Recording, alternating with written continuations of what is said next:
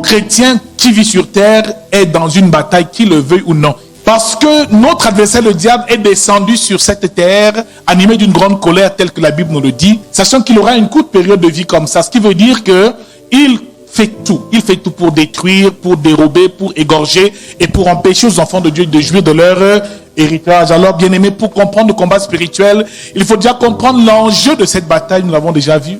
Comprendre à qui nous avons affaire, quelles sont ses manœuvres et comment il fait pour détruire l'humanité et pour semer les germes ou la graine de jalousie, de méchanceté, de haine et de corruption sur cette terre, car nous avons dit que notre adversaire est quelqu'un de subtil. Une entité qui a persécuté, qui a gêné le Père dans le royaume, qui est sur terre installé en grand maître. La Bible déclare qu'il est le prince de ce monde. Alors il ne faut pas blaguer avec ses manœuvres. C'est pour ça que le combat spirituel est important, parce que ça nous permet de comprendre quel adversaire nous avons en face de nous, de comprendre l'enjeu de cette bataille, de comprendre aussi comment est-ce que nous pouvons avoir une stratégie, mettre une stratégie en place pour mener à bien un combat victorieux. Comment peut-on combattre un ennemi qu'on ne voit pas? C'est déjà là le premier problème.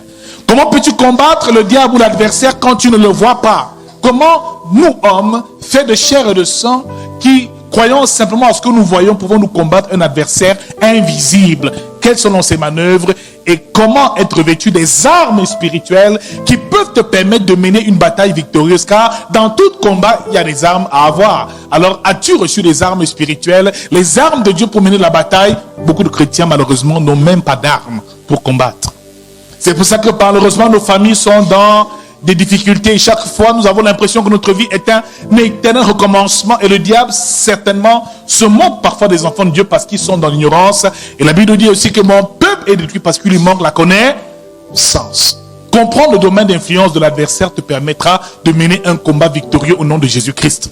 Savoir par quelle manœuvre il passe pour te nuire te permettra de vivre une vie heureuse au nom de Jésus-Christ. Nous avons découvert que les chrétiens ne savent même pas comment est-ce que le monde des ténèbres est organisé. Et nous l'avons vu ici, vendredi dernier, dans Éphésiens chapitre 6, à partir du verset 12, comment il dit, la Bible nous fait comprendre que nous n'avons pas lutter contre la chair et le sang, mais contre des esprits méchants. Il nous parle des dominations, il nous parle des autorités, il nous parle des princes du monde des ténèbres, il nous parle des esprits méchants dans les lieux célestes. Voilà donc là la hiérarchie démoniaque qui agit du premier ciel au deuxième ciel. Si tu ne sais pas à quel esprit tu as affaire, comment vas-tu le chasser? Si tu ne sais pas quel esprit perturbe ta vie, ta destinée, comment peux-tu faire pour être totalement délivré? Mon frère, il est important d'entrer dans la connaissance de la parole de Dieu pour découvrir ces mystères au nom de Jésus-Christ. Nous avons compris qu'un esprit particulièrement agit au premier ciel. La Bible nous parle ici des dominations. Nous allons comprendre que nous avons tous affaire à ces dominations-là. Dans chacune de nos familles, il y a des dominations,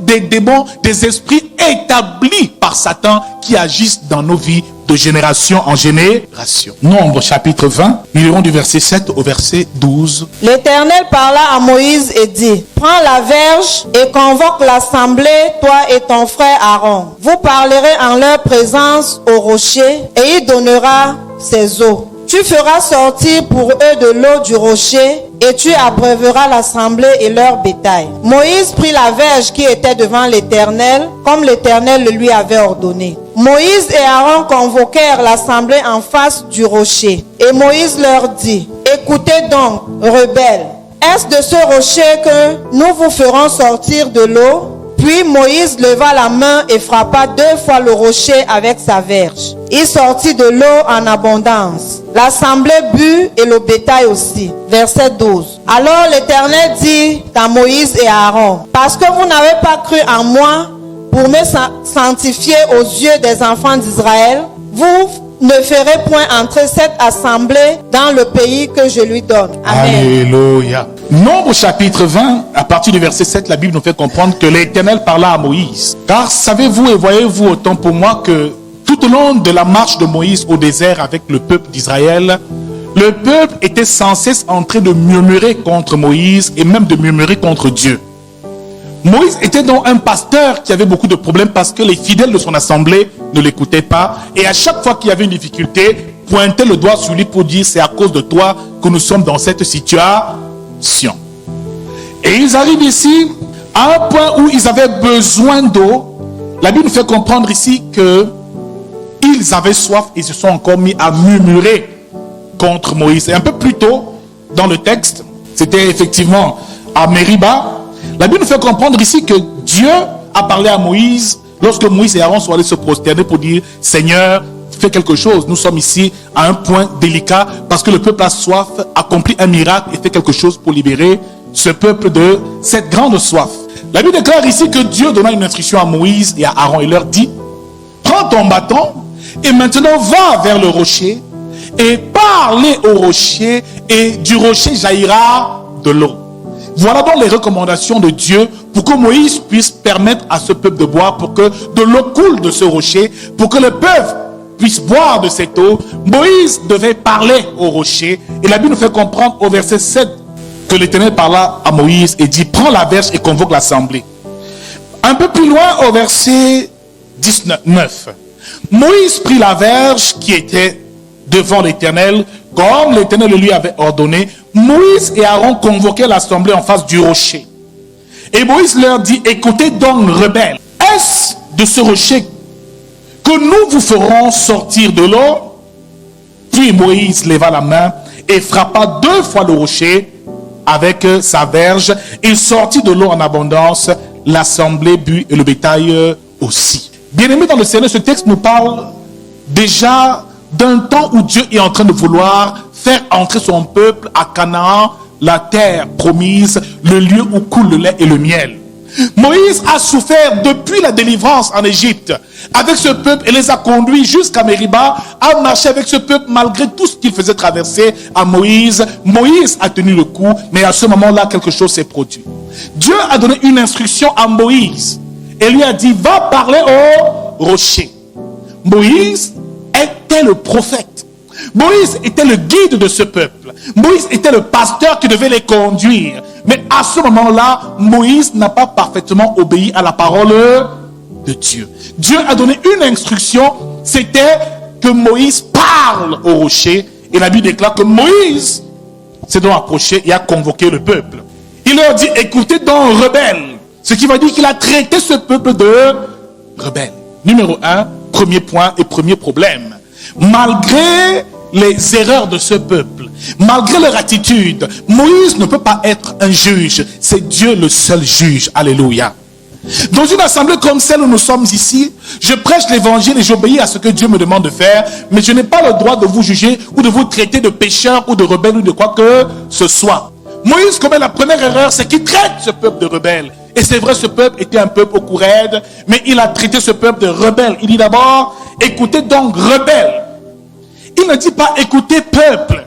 Écoutez, enfants de Dieu. Il ne dit pas, écoutez, Israël. Il dit, écoutez, rebelles. Maintenant, il dit, est-ce de ce rocher que nous vous ferons sortir de l'eau? Deuxième problème, Moïse s'approprie la gloire de Dieu. Qui a donné le bâton à Moïse? C'est Dieu. Qui a donné l'instruction à Moïse de sortir de l'eau du rocher? C'est Dieu. Maintenant, devant le peuple, Moïse dit tout autre chose. Il dit, est-ce de ce rocher que nous vous ferons sortir de l'eau? C'était une façon de se glorifier, de s'approprier la gloire de Dieu, car ce n'est pas Moïse qui sortira l'eau de ce rocher, mais c'est Dieu. Alléluia. Moïse, sur ce coup, a fait preuve d'orgueil. Certainement, il n'a pas obéi à ce que Dieu a demandé qu'il fasse. Et il a pris sur lui, non de parler, mais de frapper, d'impressionner le peuple par un acte, une fois de plus, de miracle, un acte miraculeux et même prodigieux. Comme il a ouvert la mer Rouge, il a frappé le rocher du bâton, de l'eau a jailli. Mais frapper ne veut pas dire parler. Parler et frapper, c'est deux choses totalement différentes. Quand Dieu te dit de faire une chose, fais cette chose, pas comme toi tu le veux et tu le désires, mais fais-la comme Dieu veut que tu le fasses et le désires. C'est à ce moment-là que quelque chose se produit. Moïse, après avoir permis à ce peuple de s'abreuver, Dieu prend la parole et lui dit que je te déshonore. Tu ne verras pas Canaan, dont la mission pour laquelle tu as été choisi. Tu n'entreras pas en terre promise avec ce peuple. C'est comme ça que Moïse perd sa grâce. Mais pour comprendre les raisons pour lesquelles Moïse perd sa grâce, il faut rentrer depuis l'origine de Moïse et comprendre d'où vient la famille de Moïse. Comprendre qu'est-ce qui s'est passé et par quel esprit était-il habité. Bien-aimés dans le Seigneur, comme nous l'avons dit dans toutes les familles, il y a ce qu'on appelle des dominations qui règnent. Des esprits qui sont établis dans nos familles pour nous empêcher d'entrer dans notre héritage. Dont le rôle principal de toute domination ou de tout esprit de domination, c'est de nous empêcher d'entrer dans notre héritage. De jouir du plan parfait de Dieu pour notre vie, c'est de nous limiter, c'est de nous faire stagner, c'est de nous empêcher d'avancer, car la domination est établie pour dominer, pour influencer et pour empêcher aux hommes de jouir de leur héritage.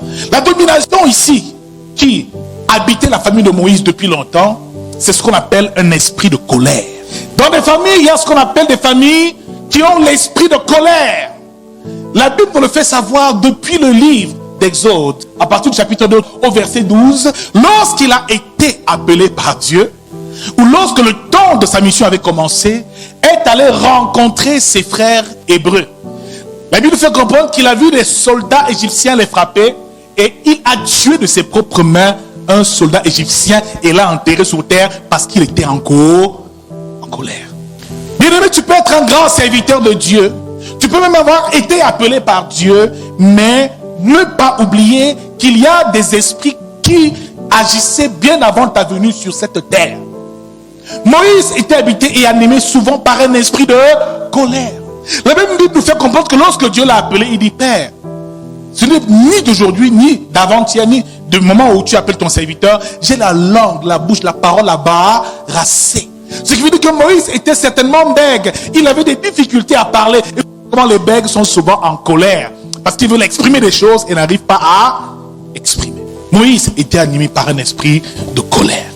Dans le livre d'Exode, chapitre 32, au verset 25, la Bible nous fait comprendre qu'il est allé à la rencontre de Dieu au Sinaï recevoir les tables de la loi. Et quand il rentre, il voit le peuple dans des abominations. La Bible déclare que Moïse a frappé violemment les tables de la loi à même le sol et les a brisées. Donc, bien aimé, la première fois il a brisé les tables, il a dû repartir encore faire 40 jours de jeûne et de prière devant Dieu. Parce que simplement, il était encore l'air. Il avait un cœur qui chauffe. Bien aimé dans le Seigneur, comprenons une chose, c'est que quelquefois, il nous arrive des situations dans notre vie dont nous ne sommes même pas responsables. Parfois, tes parents ont eu à faire des alliances. Tes aïeux ont eu à faire des pactes. Et de génération en génération, ils se sont liés à des esprits qui influencent la famille. Dans cette famille, il y a un fort esprit de célibat. Les sœurs ne vont pas en mariage. Dans cette famille, il y a des esprits de stérilité. Et voyez-vous, même dans la Bible, on nous parle de l'esprit de stérilité comme faisant partie d'une domination. La Bible déclare que Abraham, sa femme Sarah, était stérile. Isaac, le fils d'Abraham, le père de la foi, celui-là qui a reçu l'instruction de Dieu, lui aussi sa femme, Rebecca, était stérile. Jacob, Rachel, sa femme aussi, était stérile. Mon frère, de père en fils, ou de grand-père à fils, de génération en génération, on se rend compte qu'ils vivent les mêmes situations. Bien-aimés dans le Seigneur, le premier niveau d'influence de Satan, c'est dans le cercle familial. Les dominations agissent au sein du noyau familial, des frères et sœurs, des familles, de ton village. Les dominations sont des divinités, parfois des esprits que les aïeux adoraient. Je ne sais pas de quel village tu viens. Je ne sais pas les origines de ta famille, je ne connais pas. Mais laisse-moi te dire qu'avant que tu ne viennes au monde, les parents avaient ce qu'on appelle des autels qu'ils ont érigés et bâtis, où ils venaient verser des libations et adorer des divinités païennes.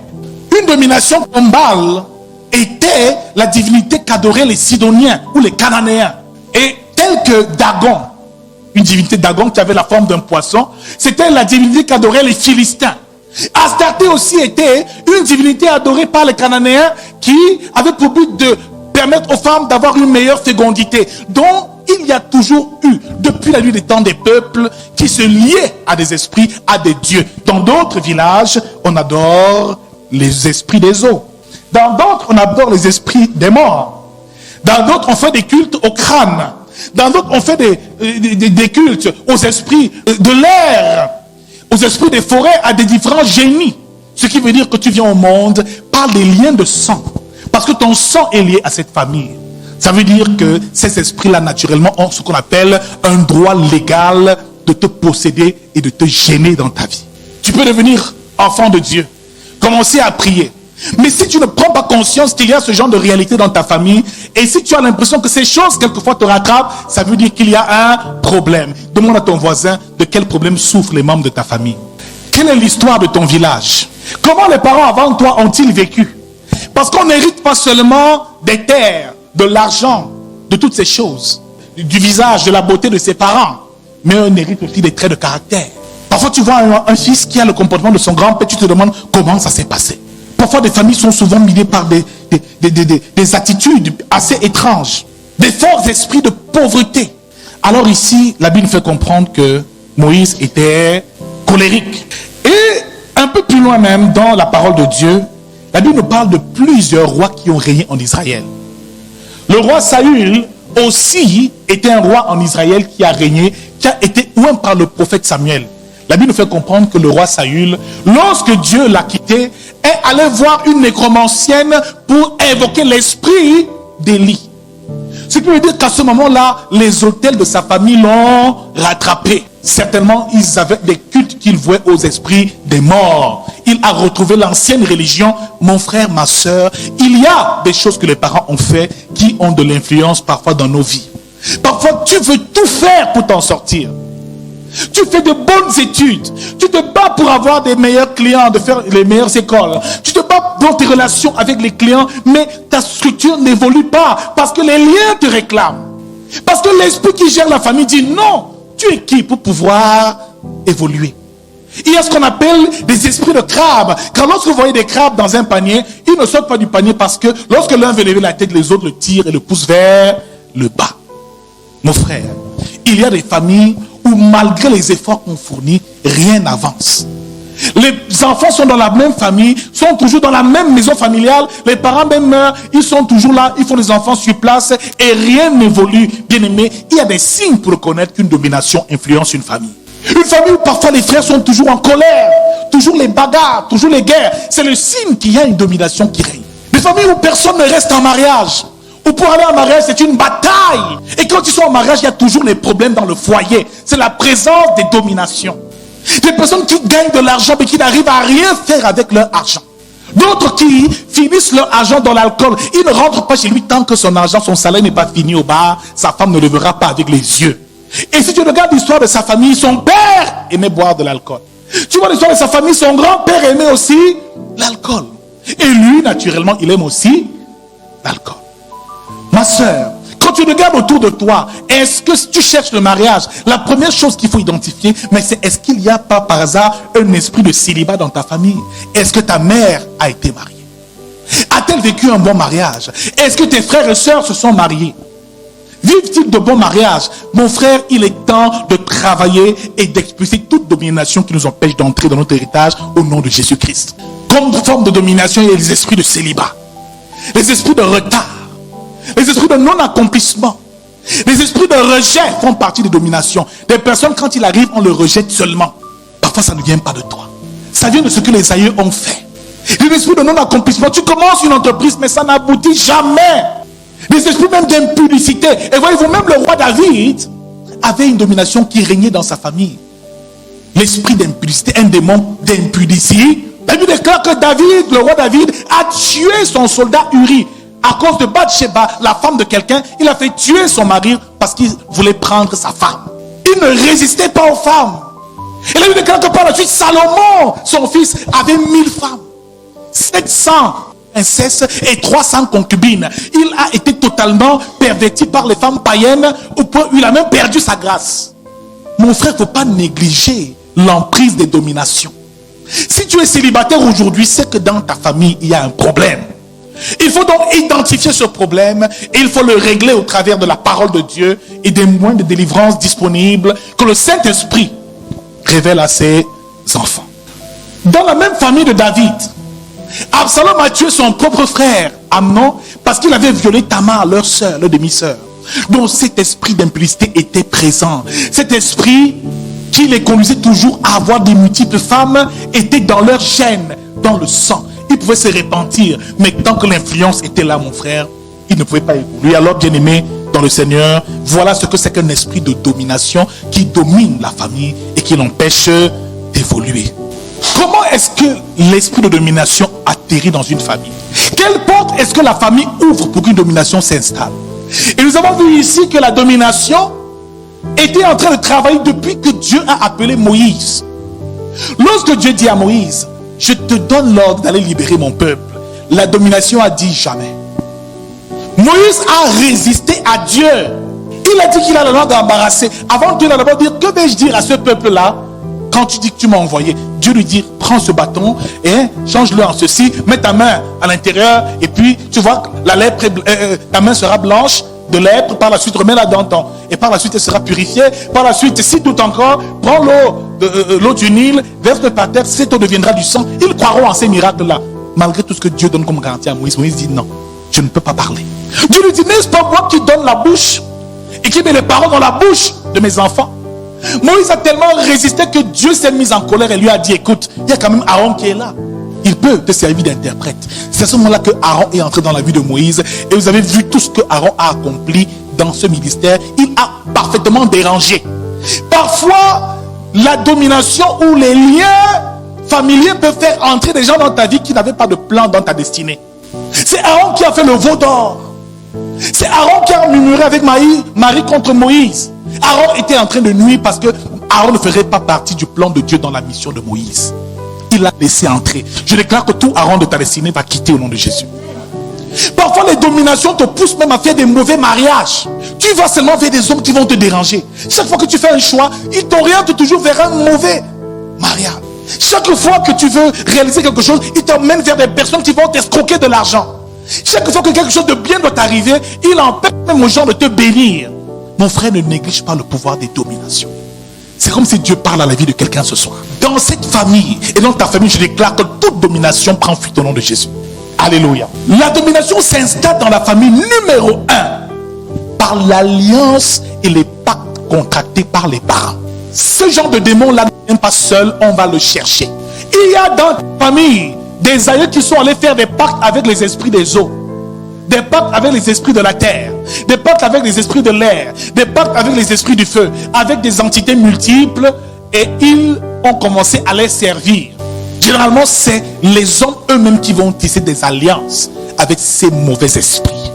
Ce sont donc là des démons qui ont été chassés, précipités, qui habitent la terre. Ils se réfugient dans les éléments de la nature. Et les hommes vont les chercher pensant y trouver Dieu.